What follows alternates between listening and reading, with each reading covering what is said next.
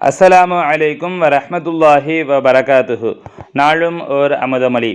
கௌசுல் ஆலமி, நீரோ அவர்களின் நின்றும் ஆவீர். உலகில் அவர்களின் அடையாளங்களில் சில: குறைந்த ஆகாரம், குடிப்பினால் அவர்களின் திரேகங்கள் கரிந்திருக்கும், இச்சைகளை விட்டும் அவர்களுடைய நப்சுகள் கரிந்திருக்கும், ஆலோசனைகளை விட்டும் அவர்களுடைய கல்புகள் கரிந்திருக்கும், இன்பங்களை விட்டும் அவர்களுடைய உயிர்கள் கரிந்திருக்கும், அவர்களோ சந்திப்பின் ஹக்கை ஒளிகொண்டு கரிக்கப்பட்ட நித்திய ஜீவனையுடையவர்களாவர்.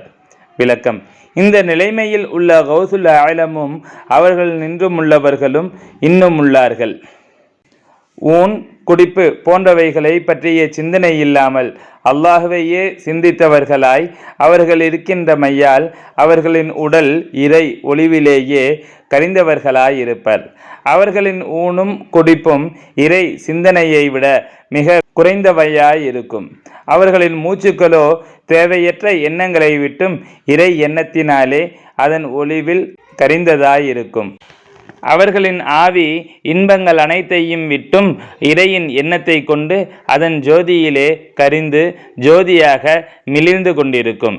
இன்ப இறை ஜோதிகளை கொண்டு கரிந்த ஜோதியாய் தரிந்திருப்பவர்களே அவர்கள். கரிந்து போவதென்பது இறை ஜோதியில் இரண்டர கலந்து ஜோதிமயமாய் விளங்குவார்கள் என்பதேயாம். சங்கைமிகு ஷேக் நாயகம் குத்பு ஜமான் ஷம்சுல் உஜூத் ஜமாலியா அசையீத் ஹலீல் அவன் மௌலானா அல் ஹசனியுல் ஹுசைனியுல் ஹாஷிமி கதஸல்லாஹு சிர்ரஹுல் அலீம் அவர்கள் ரிசாலத்துல் கௌசிய்யா எனும் நூலிற்கு மெய்ஞான போதனை அல்லது இரட்சணிய பிரபந்தம் என்று எழுதிய விளக்க உரையில் இருந்து